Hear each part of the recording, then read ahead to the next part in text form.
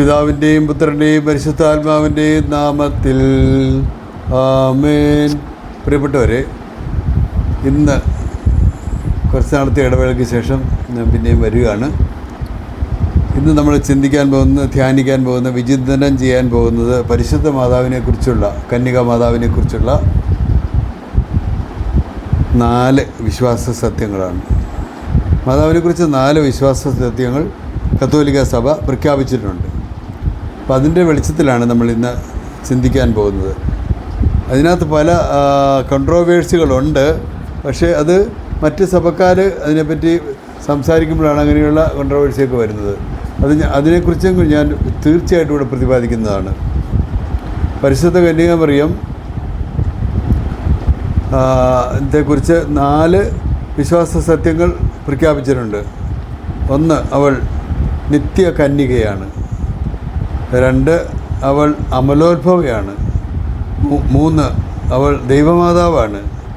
4, അവൾ സ്വർഗാരൂപിതയാണ്. ഈ 4 വിശ്വാസ സത്യങ്ങൾ തീർച്ചയായിട്ടും ഇത് അറിയത്തില്ലാത്തവർ അറിഞ്ഞിരിക്കണം. കാരണം കത്തോലിക്ക സഭയിൽ ഏറ്റവും പ്രധാനപ്പെട്ട 4 വിശ്വാസ സത്യങ്ങളാണ് ഞാനിവിടെ പ്രതിപാദിക്കുന്നത്. ഇതിനെക്കുറിച്ച് മറ്റ് സഭക്കാർക്കൊക്കെ തീർച്ചയായിട്ടും പലതും പറയാൻ കാണുമായിരിക്കും. പക്ഷെ അതിനെപ്പറ്റി സാരമില്ല, അവർ ശ്രദ്ധിച്ചാൽ അവർക്ക് മനസ്സിലാക്കാൻ പറ്റും അത് എന്നതാണേലും. അപ്പോൾ ദൈവമാതാവിനെക്കുറിച്ചുള്ള അല്ലെങ്കിൽ പരിശുദ്ധ കന്യകയെക്കുറിച്ചുള്ള ഈ വിശ്വാസ സത്യങ്ങളെ പറ്റിയാണ് നമ്മളിപ്പോൾ പ്രതിപാദിക്കാൻ പോകുന്നത്. വിശുദ്ധ യോഹന്നാൻ്റെ സുവിശേഷം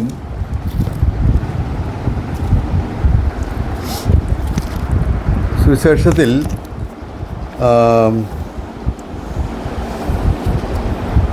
1-ാം അധ്യായം 13-ാം തിരുവചനം നമുക്കൊന്ന് ശ്രവിക്കാം കേട്ടോ. അവർ ജനിച്ചത് രക്തത്തിൽ നിന്നോ ശാരീരിക അഭിലാഷത്തിൽ നിന്നോ പുരുഷൻ്റെ ഇച്ഛയിൽ നിന്നോ അല്ല, ദൈവത്തിൽ നിന്നത്രേ. അതായത് വിശുദ്ധ യോഹന്നാൻ 1-ാം അധ്യായം 13-ാം തിരുവചനമാണ്. നമ്മുടെ എല്ലാം ബൈബിളിലുള്ള വചനം തന്നെയാണത്. അവർ ജനിച്ചത് രക്തത്തിൽ നിന്നോ ശാരീരിക അഭിലാഷത്തിൽ നിന്നോ പുരുഷൻ്റെ ഇച്ഛയിൽ നിന്നോ അല്ല, ദൈവത്തിൽ നിന്നത്രേ. അപ്പോൾ അതൊരു വളരെ പ്രധാനപ്പെട്ടൊരു വചനമാണത്. കാരണം ആ ജനനം പുരുഷൻ്റെ ഇച്ഛയ്ക്കനുസരിച്ചുള്ളൊരു ജനനമല്ലായിരുന്നു മാതാവിൻ്റേത്. ഓക്കെ, അപ്പോൾ തീർച്ചയായിട്ടും എന്താണ് ഇതിൻ്റെ അർത്ഥം?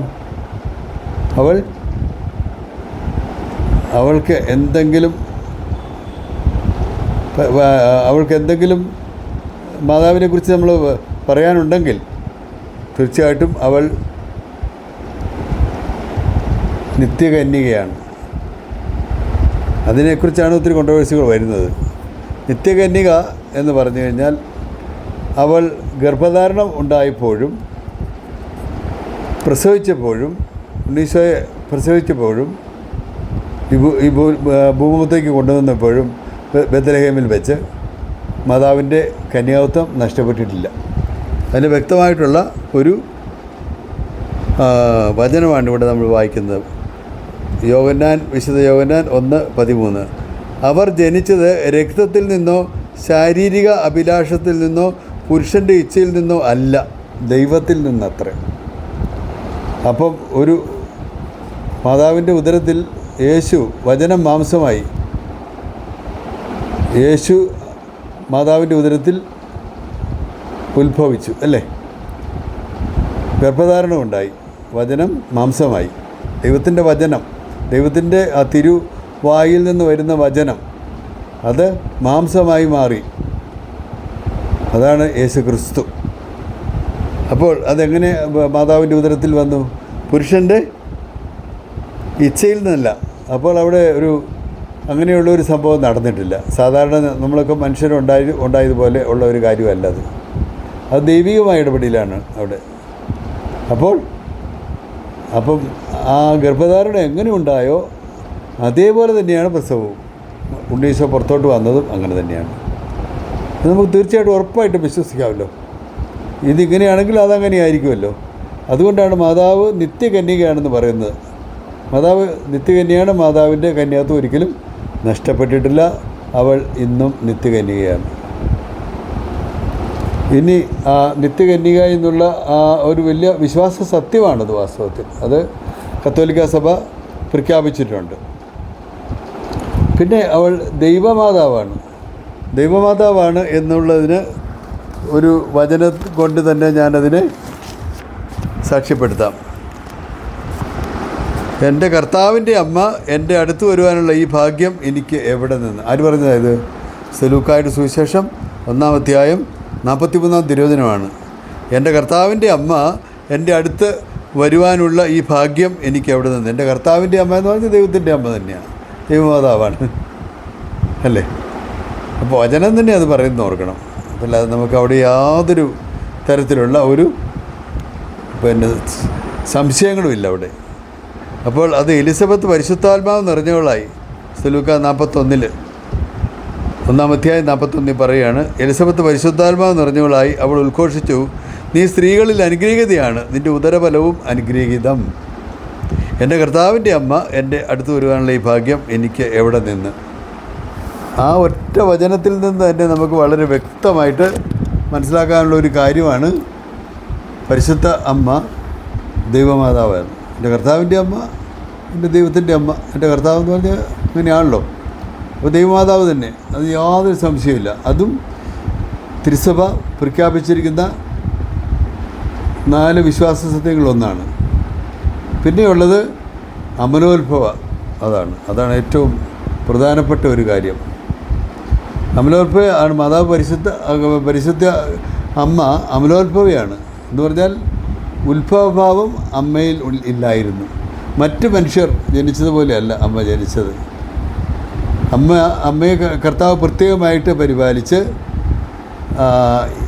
യേശുവിൻ്റെ അമ്മയായിട്ട് വരുവാനുള്ള ഒരു സ്ത്രീ എന്നുള്ള നിലയ്ക്ക് അമ്മയെ പ്രത്യേകമായിട്ട് അമലോത്ഭവയായിട്ട് തന്നെയാണ് ദൈവമായ കർത്താവ് ഈ ഭൂമുഖത്തേക്ക് കൊണ്ടുവന്നത്. അപ്പോൾ അവിടെ യാതൊരു ഉത്ഭവവും ഇല്ലാതെ ആണ് അത്.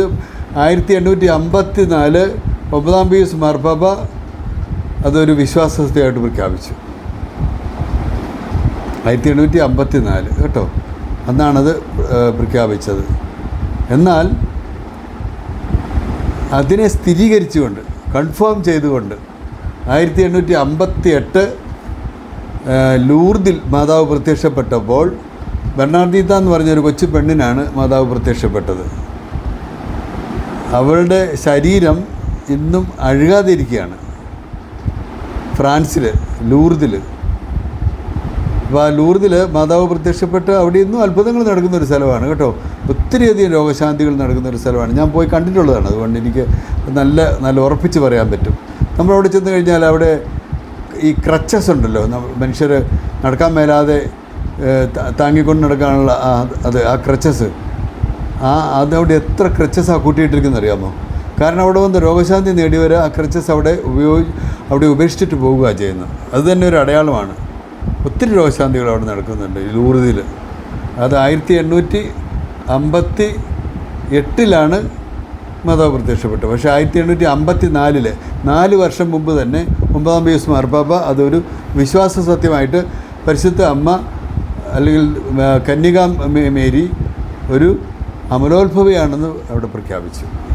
അങ്ങനെ 3 വിശ്വാസ സത്യങ്ങൾ നമ്മൾ കേട്ടു അല്ലേ?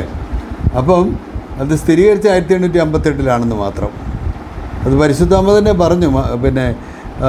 ഈ പറഞ്ഞ ബെർണാർദീത്തായോട് പറഞ്ഞു, ഞാൻ അമലോത്ഭവയാണ്. അപ്പം ഈ വിഷയം പോയി ആ ബെർണാർദീത്ത പോയി അവിടുത്തെ വികാരിയോട് പറഞ്ഞപ്പോൾ വികാരി അച്ഛൻ പറഞ്ഞു. വികാരി അച്ഛൻ തന്നെ ആദ്യം അത് ഈ കൊച്ചുകുട്ടിക്ക് ഇതെങ്ങനെ മനസ്സിലാക്കാൻ പറ്റും അമലോത്ഭവ എന്നുള്ള വാക്ക്?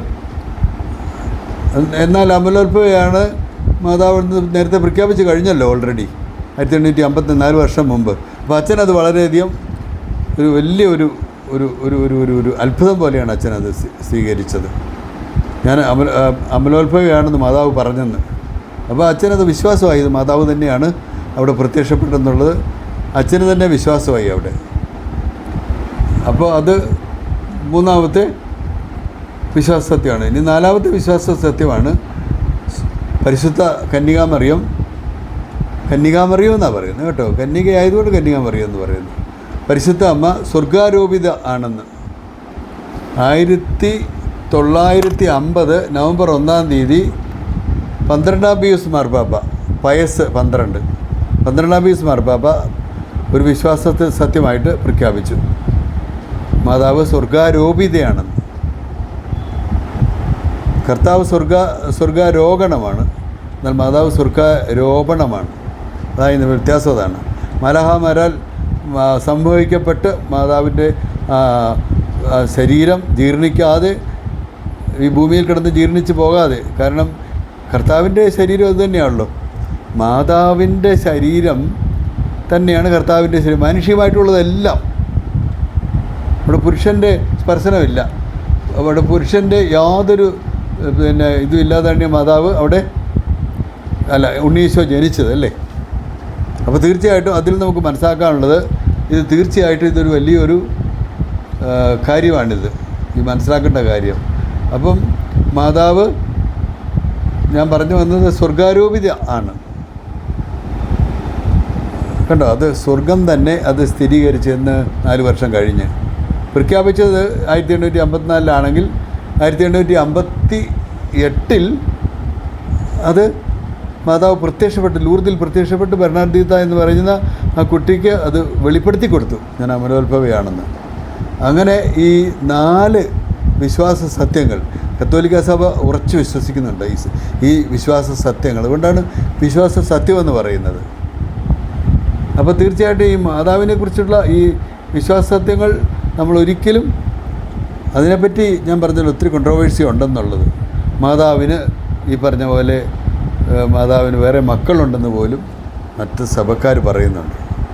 കത്തോലിക്ക സഭയും യാക്കോബ സഭയൊക്കെ അത് വിശ്വസിക്കുന്നുണ്ട്. എന്നാൽ മറ്റ് സഭക്കാർ അതിനെപ്പറ്റി പറയുന്നത് അവൻ്റെ സഹോദരങ്ങൾ എന്ന് ബൈബിളിൽ പറയുന്നുണ്ട്. അവൻ്റെ സഹോദരങ്ങൾ, യേശുവിൻ്റെ സഹോദരങ്ങൾ. യേശുവിൻ്റെ സഹോദരങ്ങൾ എന്ന് ഉദ്ദേശിക്കുന്നത് അവിടെ യേശുവിൻ്റെ സഹോദരങ്ങൾ കസിൻസ് എന്നുള്ളൊരു അർത്ഥത്തിലാണ്. കാരണം സഹോദരങ്ങൾക്ക്, കസിൻസിന് സഹോദരങ്ങളെന്ന് നമ്മുടെ മലയാളത്തിലൊരു വാക്കുണ്ട്. അപ്പം യേശുവിൻ്റെ സഹോദരങ്ങൾ എന്ന് പറഞ്ഞാൽ യേശുവിൻ്റെ കസിൻസാണ് അവരല്ലാതെ മാതാവിന് വേറെ മക്കളൊന്നും ഉണ്ടായിട്ടില്ല. ഔസേപ്പ് പിതാവ് വിരക്ത ഭർത്താവാണ്. ഔസേപ്പ് പിതാവും മാതാവും തമ്മിൽ യാതൊരു ലൈംഗികമായിട്ടുള്ള യാതൊരു ഇതുമായിട്ടുള്ള അടുപ്പവും ഇല്ലായിരുന്നു. വിരക്ത ഭർത്താവായിരുന്നു. അങ്ങനെ ഒരു നല്ല മനുഷ്യനായിരുന്നു വിശുദ്ധ ഔസേപ്പ് പിതാവ്. അപ്പോൾ തീർച്ചയായിട്ടും നമ്മളിവിടെ മനസ്സിലാക്കേണ്ടത്, ഈ പരിശുദ്ധാമ്മ നിത്യകന്യ എന്ന് അതുകൊണ്ടാണ് ഈ പറയുന്നത്. അല്ലാതെ ഔസേപ്പ് പിതാവും മാതാവും തമ്മിൽ യാതൊരു ബന്ധവും ഇല്ലായിരുന്നു. നിത്യകന്യ എന്നുള്ളതാണല്ലോ നമ്മൾ പറയുന്നത്. അപ്പോൾ തീർച്ചയായിട്ടും അതിൽ തന്നെ നമുക്ക് ഒരു വിശ്വാസം വരണം. അത് നിത്യകന്യ ആയിട്ട് തന്നെയാണ് മാതാവ് ഗർഭം ധരിച്ചതും പ്രസവിച്ചതും. കന്യകയാണ് അപ്പോഴും. ആ കന്യാത്വം ഒരിക്കലും നഷ്ടപ്പെട്ടിട്ടില്ല. അതുകൊണ്ടാണ് നിത്യകന്യകയാണെന്ന് പറയുന്നത്. മാതാവിനെ സംബന്ധിച്ച് വലിയ കാര്യമാണത്. അമ്മയ്ക്കത് കേൾക്കുന്നതിനെ വലിയ സന്തോഷമുള്ള കാര്യമാണ്. അതുപോലെ അമലോത്ഭവ, ദൈവം അങ്ങനെയാണ് സൃഷ്ടിച്ചത്. അത് സ്വർഗം തന്നെ സ്ഥിരീകരിച്ചു. പിന്നെ ദൈവമാതാവ് എന്നുള്ള വചനം ഇവിടെ പറയുന്നുണ്ട് അല്ലേ. ലൂക്കായുടെ സുവിശേഷം 1-ാം അധ്യായത്തിൽ 43-ാം തിരുവചനം. അപ്പം ഈ 3-4 കാര്യങ്ങൾ നമ്മൾ വളരെ ശ്രദ്ധാപൂർവം നമ്മൾ വിശ്വസിക്കണം. അത് വിശ്വസിക്കണോ എന്ന് പറഞ്ഞു കഴിഞ്ഞാൽ, ഞാനത് ഈ വചനത്തിൻ്റെ വെളിച്ചത്തിലാണ് ഞാൻ പറയുന്നത് കേട്ടോ. അപ്പം നമുക്കവിടെ ഒരു കോൺട്രവേഴ്സിയുടെ ഒരു ആവശ്യമില്ല പറയുകയാണെങ്കിൽ. കാരണം കന്യകമാതാവ് എന്ന് പറഞ്ഞു കഴിഞ്ഞാൽ സാധാരണ ഒരു സ്ത്രീ അല്ല, സൃഷ്ടിയാണ്, ദൈവമല്ല. ദൈവത്തിൻ്റെ സ്ഥാനത്ത് നമുക്ക് വെക്കാൻ പറ്റത്തില്ല. മാതാവിനെ വണങ്ങാം. ഹൈപ്പർ ദൂലിയ എന്നാണ് അത് അതിനെപ്പറ്റിയുള്ളൊരു വാക്ക് പറയുന്നത്. അതായത് ഭക്തി. ദൂലിയ എന്ന് പറഞ്ഞാൽ ഭക്തി എന്നാണ്. ഹൈപ്പർ ദൂലിയ എന്ന് പറഞ്ഞു കഴിഞ്ഞാൽ മാതാവിനെ കൊടുക്കേണ്ട ഭക്തിക്കാണ്.